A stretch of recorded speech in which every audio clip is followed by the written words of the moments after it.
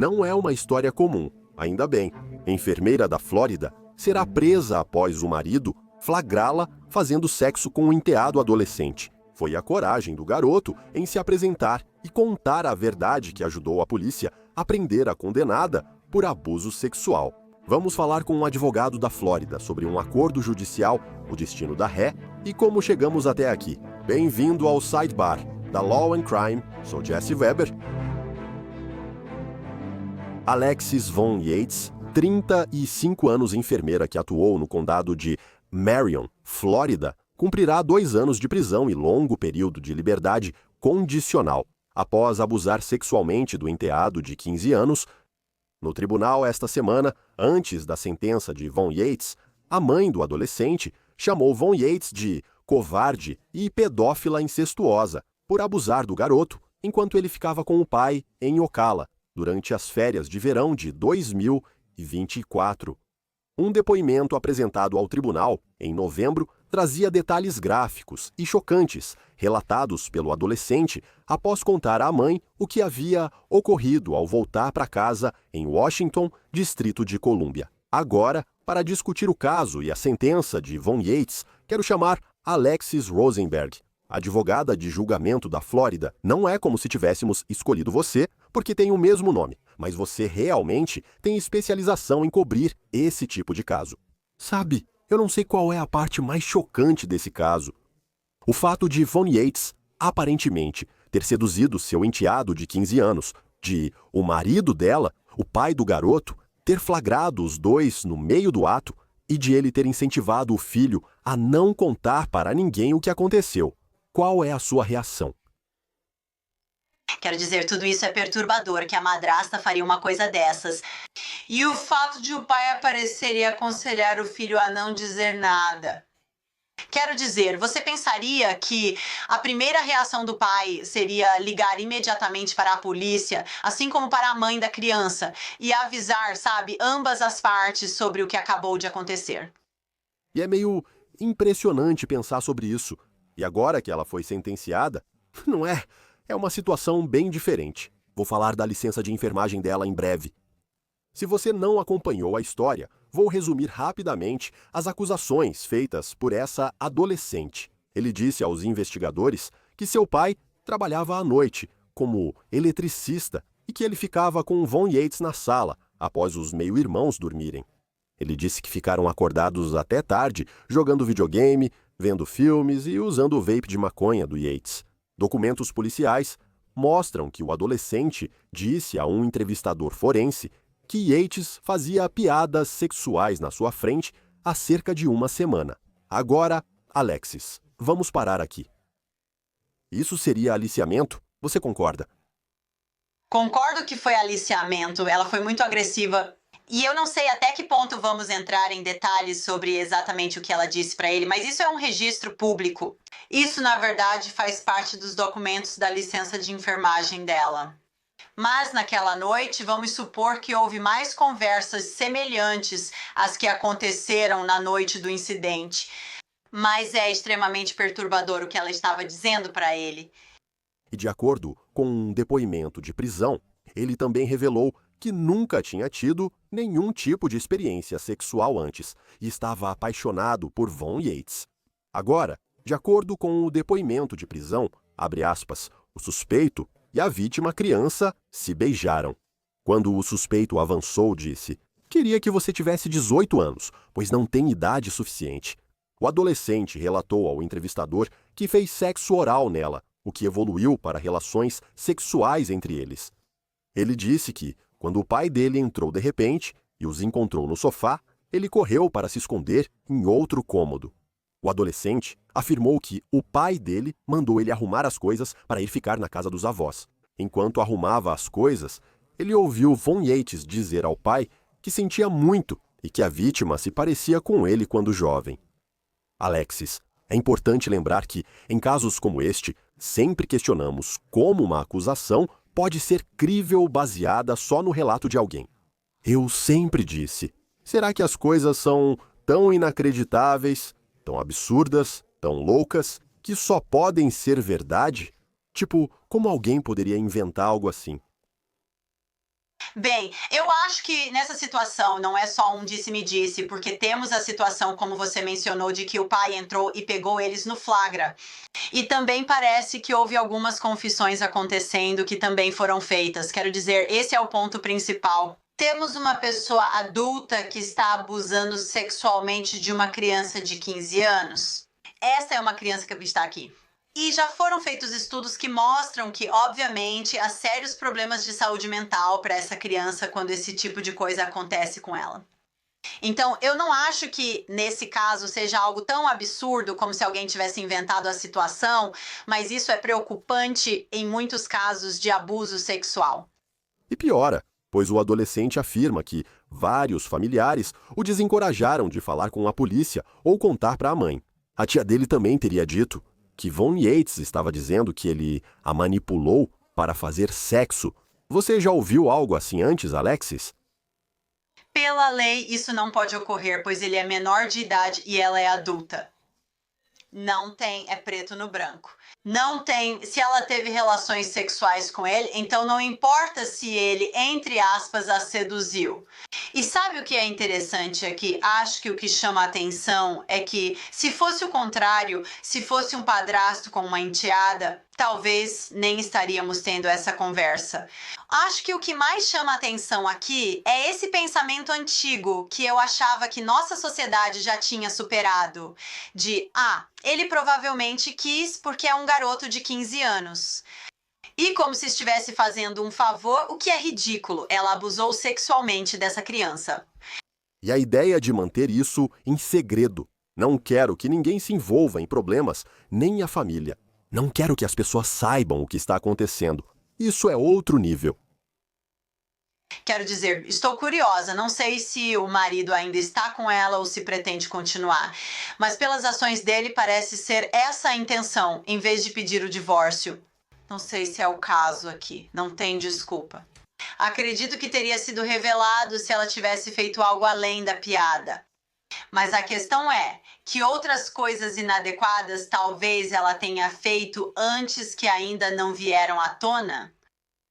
Então, quando a polícia a prendeu em novembro, de acordo com o depoimento, diz que Yates informou que não queria falar comigo sem a presença de um advogado, mas fez várias declarações não solicitadas dizendo que acreditava que, como o Departamento de Crianças e Famílias havia encerrado o caso, ela estava livre de problemas, dizendo que o incidente foi muito acusatório, tentando colocar a culpa na criança vítima.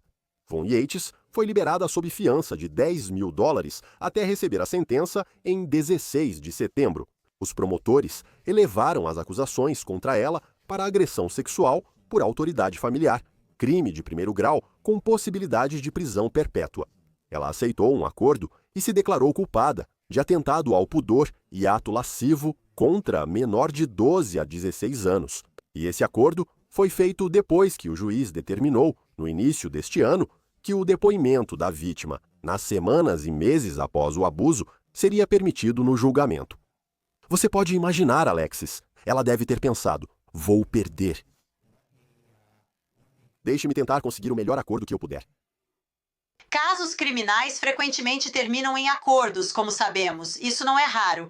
O que é incomum neste caso em particular é, antes de tudo, que tivemos uma grande redução da acusação.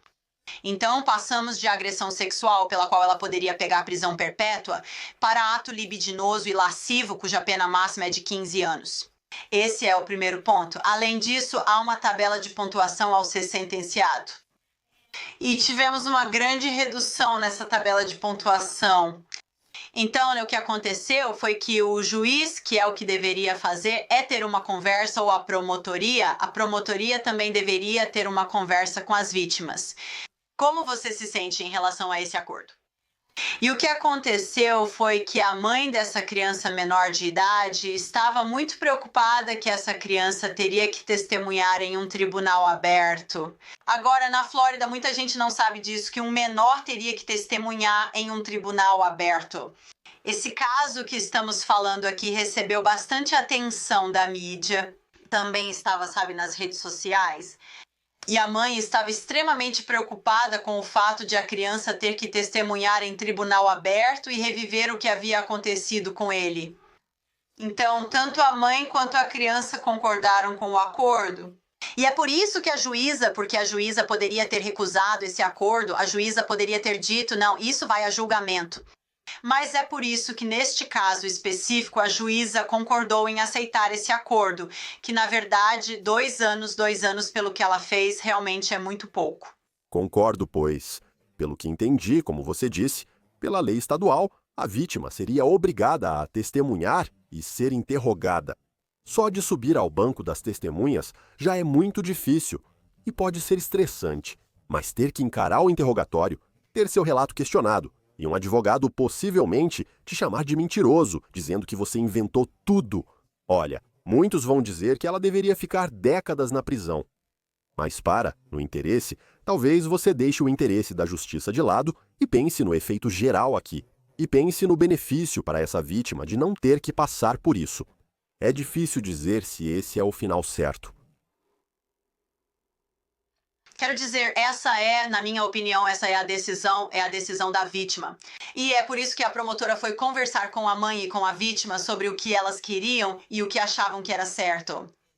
Justiça. Eu acredito que a mãe e a vítima gostariam que ela ficasse muito mais tempo, mas ela ainda vai para a prisão. Além disso, como você mencionou antes, ela era enfermeira. Ela está prestes a perder sua licença permanentemente. Vamos falar sobre isso. Então, primeiro, antes mesmo de chegarmos a esse ponto, de acordo com um jornal local, o Ocala News, em uma ordem autorizando o acordo judicial, o juiz escreveu: a maioria das pessoas nunca teve que observar o impacto negativo que testemunhar publicamente pode causar a uma criança que é obrigada a relatar os detalhes mais íntimos e privados de sua vida em um julgamento com júri. Este tribunal já teve essa chance e o impacto negativo é significativo. Esse impacto teria sido, sem dúvida, amplificado no caso em questão, onde o conteúdo do depoimento da vítima seria tornado público de uma forma profunda, abrangente e permanente. A decisão continuou dizendo que o acordo de Von Yates poupou a vítima da exposição, constrangimento e retraumatização que resultariam de ser obrigado a relembrar alguns dos momentos mais íntimos de sua vida até agora. O que esse acordo representa para ela? 2 anos de prisão estadual, 10 de liberdade condicional e 200 horas de serviço comunitário no controle de lixo e resíduos sólidos do condado de Marion. Ela tem que se registrar como agressora sexual, sem contato com a vítima durante toda essa sentença. Alexis, antes de continuarmos, a vida dela depois da prisão não vai ser nada fácil. O que você vê, geralmente, para as pessoas depois que elas saem da prisão? Quero dizer, o principal é que ela está no registro de agressores sexuais. Agora lembre-se, isso é um registro público. As pessoas não querem alguém com esse registro no bairro delas, então ela provavelmente vai ter dificuldade para encontrar moradia. Ela provavelmente vai ter dificuldade para encontrar um emprego. Então, a vida dela definitivamente vai mudar bastante. E também ir para a prisão, isso não é nada fácil, mas vai mudar bastante. Jesse, voltando à questão da criança testemunhar, muitas pessoas não entendem isso e por que isso precisa acontecer. E isso está sob o direito de confrontação da Sexta Emenda. Então, é um direito constitucional, mas realmente acaba retraumatizando essa criança. E é um equilíbrio. E muitos promotores que atuam nesses casos de natureza sexual, isso é algo que eles precisam levar em consideração. E como você disse, eles precisam reviver isso. Agora, como ela passou um tempo na cadeia do condado de Marion, antes de ser liberada sob fiança, 2 dias foram contabilizados como tempo cumprido. O tribunal indicou que a vítima e sua mãe estavam 100% de acordo com esse acordo judicial. Isso é algo sobre o qual já conversamos. Mas outra coisa para se pensar aqui, Alexis, pelo que conseguimos ver, ela não tinha nenhum histórico criminal anterior. Isso é estranho para você? Foi um caso isolado ou parte de uma compulsão? Outras pessoas já falaram sobre isso? Tem que começar em algum lugar. Mas sabe, ao mesmo tempo, quando você fala sobre alguém que cometeu um crime, às vezes essa pessoa leva uma vida dentro da lei. E de repente, um dia comete um assassinato. Então, não é surpreendente. Já vimos isso, mas te surpreende aqui não ver mais nada? Não me surpreende. Acho que o motivo pelo qual isso é um pouco diferente e não deveria ser, como mencionei antes, é que você tem a mulher como a pessoa que está cometendo o abuso sexual contra um menino. E tem todo esse contexto e percepções que estão ligados a isso.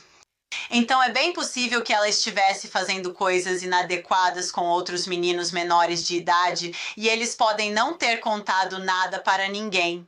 Se essa criança tivesse ouvido os adultos que mandaram não contar nada e não procurado a mãe, poderia ter saído impune. Quero dizer, esse é o ponto principal. Então, quantas outras vezes ao longo da vida dela ela foi colocada em uma situação em que talvez não tenha ido tão longe, mas, sabe, chegou perto e ninguém falou nada e não houve consequências. Esse é um bom ponto. Olha, esse caso teve consequências além dos processos judiciais. A Flórida suspendeu a licença de enfermagem de Von Yates após sua prisão, por ordem emergencial. O cirurgião-geral do estado afirmou: a atuação da senhorita Yates representa perigo imediato e grave à saúde, segurança ou bem-estar da população da Flórida. Esse procedimento sumário é justo para proteger o público nessas circunstâncias. Alexis, o que acha? Sim, pelas regras ela deveria fazer o chamado autorrelato. Quando ela foi presa, deveria ter feito o autorrelato. Então isso só reforça o modus operandi dela, sabe? Ela pensa, eles não vão descobrir. Não sei o que ela pensava, mas por não fazer o autorrelato, eles tiveram que suspender emergencialmente. Agora não é só suspensão. Então agora existe um processo para tirar permanentemente ou revogar a licença dela, e eu acho que isso vai ser fácil de conseguir porque agora ela foi condenada. Então, em outras palavras, você não vê um caminho pelo qual, depois que ela sair da prisão, ela possa recuperar a licença de enfermagem na Flórida ou em outro estado. Ela poderia reaplicar, mas eu não vejo que eles vão aprovar nessas circunstâncias, porque realmente existe uma base para dizer que ela representa um perigo para o público. E esse é meio que o critério que eles vão analisar. Sabe, ela representa um perigo? Existem circunstâncias em que alguém pode ser condenado por um crime e ainda assim conseguir manter sua licença. Há diferentes caminhos que podem impor restrições e garantir supervisão. O Conselho de Licenciamento pode fazer mais coisas, mas nessas circunstâncias, especialmente com a condenação agora, acredito que revogarão permanentemente a licença dela. E mesmo que ela tente solicitar novamente, não vejo possibilidade de ela conseguir recuperar em nenhum estado. Ela teria que informar a qualquer outro estado que a licença dela já foi, neste momento, suspensa em caráter de emergência e teria que informar também se ela tiver a licença permanentemente revogada. Se ela não fizesse isso, quando descobrissem, isso por si só já seria motivo suficiente para não devolverem a licença dela. Uma batalha difícil, para dizer o mínimo. Sabe, outra consequência do ocorrido, talvez sem surpresa, foi o relato de que o relacionamento da vítima com sua família ficou profundamente abalado. Segundo o New York Post, a mãe afirmou ao juiz que as ações de Von Yates destruíram o vínculo do adolescente com o pai e que eles não se falam desde então. E isso é algo, Alexis, que a gente pensa sobre os efeitos em cadeia, as ramificações de algo assim. Nem sabemos se Von Yates fala ou tem algo com o pai do garoto, mas me conte sobre o efeito disso agora. Existe um problema quando você tem um caso de abuso sexual, como você mencionou, Jessie, que, sabe, muitas vezes é difícil para as pessoas entenderem ou acreditarem que isso aconteceu, ou elas simplesmente não querem acreditar. Elas negam a situação e, infelizmente, isso às vezes separa famílias. Não posso comentar sobre a motivação do pai. Obviamente você esperaria que ele apoiasse e ficasse ao lado do filho pelo que aconteceu com ele. E com sorte, daqui pra frente, pelo que entendi, o menino está fazendo terapia por causa disso. Com sorte, daqui pra frente, eles vão conseguir ter um relacionamento, não pelo pai, mas pela saúde mental dessa criança. Todos esperamos que ele supere isso sem efeitos permanentes, que seja só uma fase e com terapia possa seguir em frente e se tornar um adulto feliz e funcional. Que caso, hein? Obrigado pelo seu tempo. Alexis Rosenberg, bom te ver. Obrigada por me receber, Jessie. E isso é tudo que temos para vocês agora, aqui no Sidebar. Pessoal, muito obrigado por nos acompanharem e, como sempre, inscreva-se no YouTube, Apple Podcasts, Spotify ou onde ouvir seu podcast. me siga no X ou Instagram. Sou Jesse Weber, até a próxima!